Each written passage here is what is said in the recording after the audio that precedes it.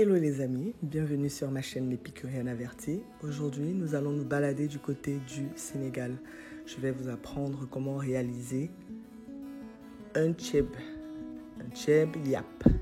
Le tchèb yap, c'est le riz sénégalais à base de mouton ou d'agneau ou même de viande. Il y a des dérivés de tchèboudjen qui est à base de poisson et on verra ça la prochaine fois. Nous aurons besoin de ces ingrédients. Ne vous stressez pas à recopier la liste. J'ai pris la peine de l'introduire à la barre de description sur la vidéo YouTube. Donc, on va se concentrer à maîtriser la technique requise. Donc, vous aurez besoin de tous ces ingrédients. Bien sûr, on aura aussi besoin du riz, en particulier des brisures de riz. C'est le meilleur riz pour cela. Il faut bien le laver au moins 3 fois. Et rassurez-vous de retirer toute l'amidon que vous voyez tout en blanc. Aussi, merci de marquer un pouce si vous aimez la vidéo et de vous abonner pour ne pas rater des notifications pour de nouvelles vidéos. Ensuite, on va tremper notre riz dans de l'eau tiède pendant 30 minutes, le temps de commencer à le faire gonfler. Et ensuite, on va le mettre au micro-ondes pour 15 minutes. Là, on va préchauffer une marmite, très haute température. On va ajouter de l'huile et du sel. Et ensuite, notre poisson fumé.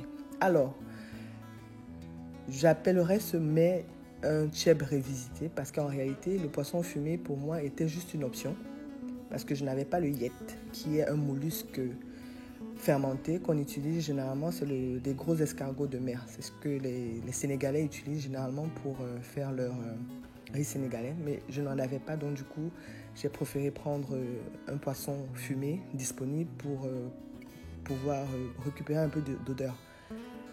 Là, j'ai ajouté des oignons. Remarquez que l'huile est bien chaude. Et directement, je rajoute mon agneau. J'ai pris le sauté d'agneau. Pour réaliser ce mets, j'ai ajouté un peu de poivre et on va laisser revenir à très haute température pendant quelques minutes, le temps que la viande dore un tout petit peu, qu'elle prenne de la couleur, elle se frit et elle sèche un peu. Entre-temps, nous allons réaliser notre rof.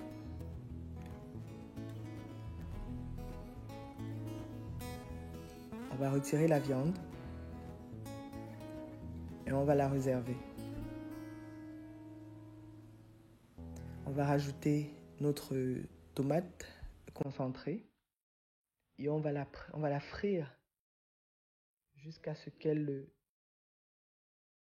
devienne marron, un marron foncé. Et c'est ce qui va nous donner après cette coloration bien foncée du tchèb qu'on aime tant. Donc vous allez continuer à frire et n'oubliez pas de remuer votre marmite pour que le fond, parce qu'il y a un peu de fond qui coule.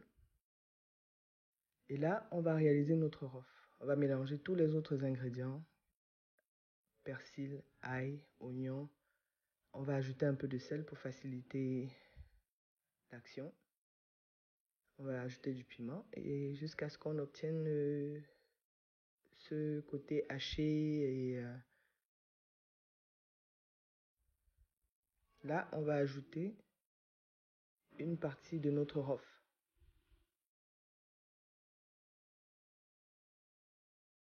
Et on va continuer à remuer jusqu'à obtention de cette couleur bien dorée, mais pas trop. Elle ne doit pas être brûlée, mais plutôt dorée. Et ensuite, on va ajouter 2 litres d'eau chaude. Je dis bien eau chaude, pas d'eau, mais d'eau chaude. On va remuer, on ajoute encore du sel. Là, on va ajouter notre viande qu'on avait réservée. Et ensuite, nos légumes. Rassurez-vous d'ajuster le sel au fur et à mesure parce que c'est un mets qui demande beaucoup de sel pour mieux ressentir le goût du riz parce que tous ces légumes vont absorber le sel et à chaque fois, il faudra ajuster. à votre guise.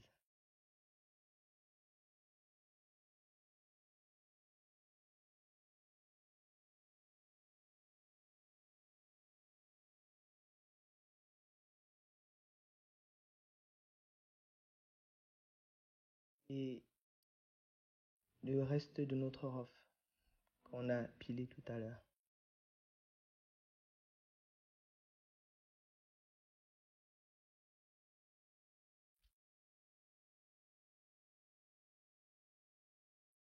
On va les laisser mijoter pendant 30 minutes à peu près. Il y a certains légumes qui cuisent avant d'autres, comme par exemple l'aubergine. Donc à un certain moment, on va le retirer avant les autres. Et ensuite, on va retirer le reste des légumes après avoir testé qu'ils ont bien cuit.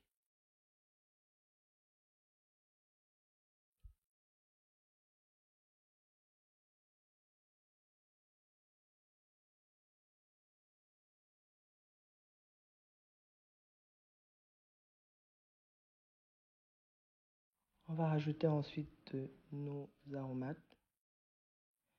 Cube est facultatif, mais n'oubliez pas de rajouter assez de sel. Comme je vous ai expliqué, ça peut créer un problème si vous n'en avez pas assez. On va rajouter le riz qui est préalablement cuit à la vapeur au micro-ondes pendant 15 minutes. Et là, on va remuer et se rassurer que tout le riz soit submergé par la sauce.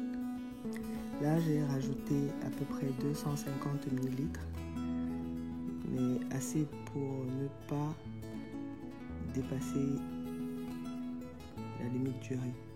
Donc ça va absorber et ensuite on va recouvrir de papier à l'œuf,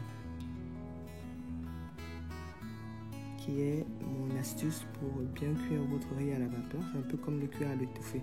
Il faut noter que le secret pour réussir un riz égrené, c'est d'éviter d'y ajouter de l'eau.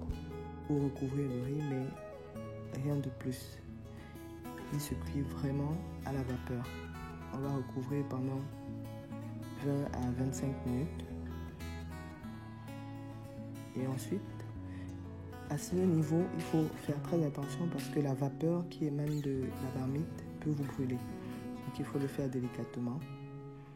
On va remuer une première fois le riz, on le retourne, on essaie de le délayer. Et après, on va refermer à nouveau avec notre papier à l'œuf. Et c'est parti pour notre quinzaine de minutes. Remarquez que je n'ajoute plus d'eau, il n'y en a pas du tout, c'est tout sec et ce n'est que la vapeur de la marmite qui va cuire le riz. Les personnes qui n'ont pas de micro-ondes, vous pouvez faire cuire votre riz à la vapeur à l'aide d'un tamis et d'un bain-marie.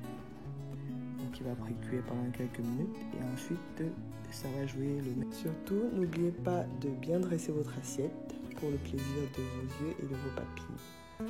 Si vous avez des recommandations, merci de les noter en commentaire. Merci de vous abonner si ce n'est pas encore fait et de cliquer sur la cloche de notification pour ne pas rater les prochaines recettes. Et marquez un pouce si vous avez aimé. Enjoy!